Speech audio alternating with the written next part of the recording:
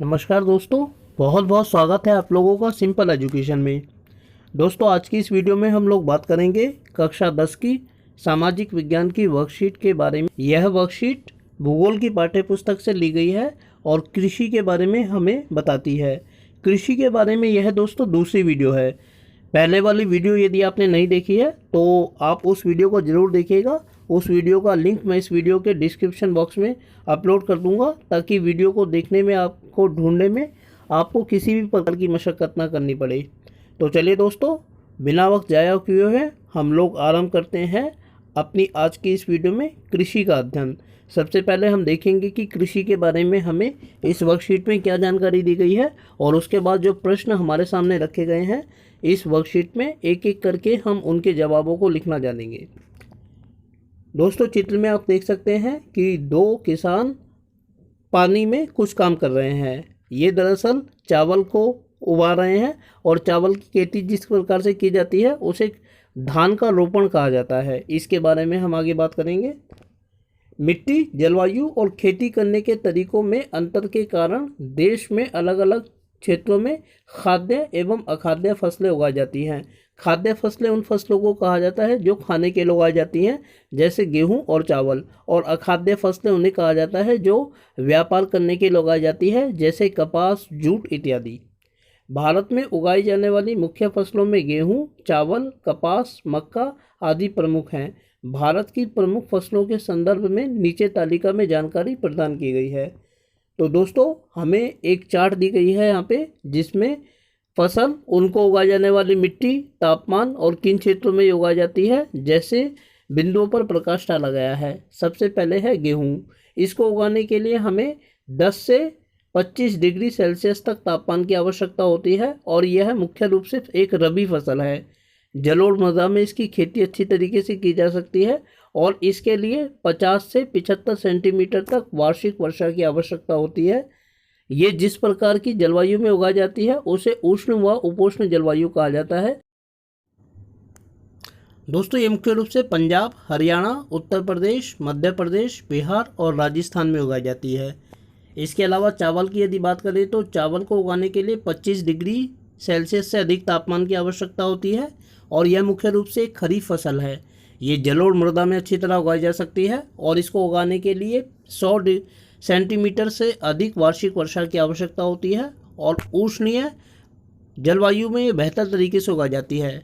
पश्चिम बंगाल, पंजाब, हरियाणा, आंध्र प्रदेश और असम में ये फसल मुख्य रूप से उगाई जाती है।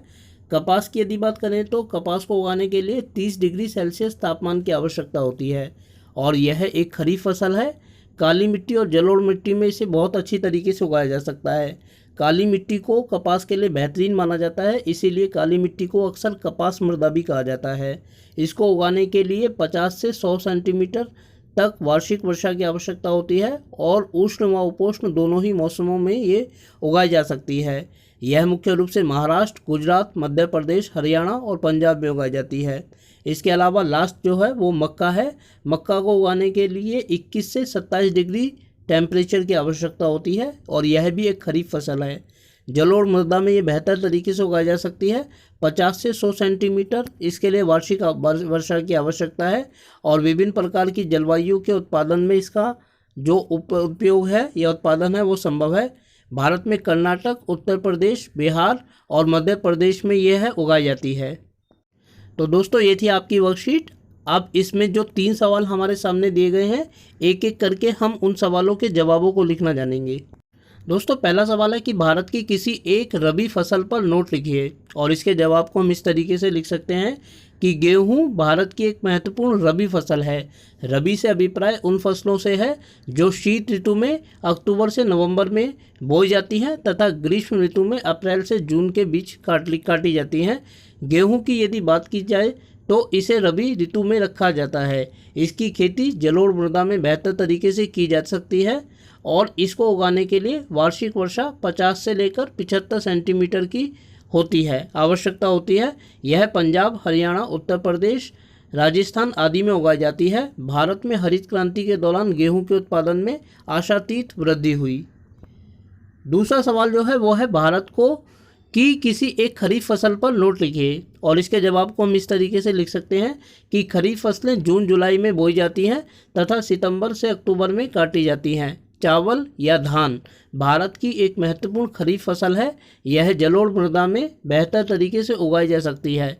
चावल की फसल के लिए 100 डिग्री सेल्सियस 100 सेंटीमीटर से अधिक वार्षिक वर्षा की आवश्यकता होती है। इसके लिए तापमान 25 डिग्री सेल्सियस से अधिक होना चाहिए। चावल का उत्पादन मुख्य रूप से पंजाब, बंगाल, हरियाणा, आंध्र प्रदेश तथा असम में होता है। दोस्तों, तीसरा और आखिरी सवाल है कि आज आपने भोजन में किस किस फसल का सेवन किया, उनका नाम लिखिए। तो हम आमतौर पर जो भोजन खाते हैं उसमें गेहूं, चावल और हरी सब्जियां शामिल होती हैं। जो गेहूं और चावल दोनों ही रबी फसलें हैं, जबकि हरी सब्जियों को हम जायद के अंतर्गत रखते हैं। जायद का मतलब होता है वे सब्जियां, चारा जिन्हें हम गर्मियों के मौसम में उगाते हैं। तो दोस्तों, ये थी आप लोगों की आज की सामाजिक विज्ञान की वर्कशीट, जिसके अंतर्गत हमने बातचीत की कृषि के बारे में। मैं उम्मीद करता हूं कि आपको वीडियो अच्छी लगी होगी और साथ ही आपसे अनुरोध करता हूं कि यदि वीडियो अच्छी लगी तो वीडियो को लाइक और चैनल को सब्सक्राइब करना बिल्कुल ना भूलिएगा। इसके अलावा आगे आने वाले समय में मेरी वीडियोस को देखने के लिए जुड़े रहे मेरे साथ मेरे इस यूट्यूब चैनल पर, जिसका नाम है सिंपल एजुकेशन। फिलहाल आप लोगों से विदा लेना चाहूँगा दोस्तों। वीडियो को देखने के लिए आपका बहुत बहुत धन्यवाद।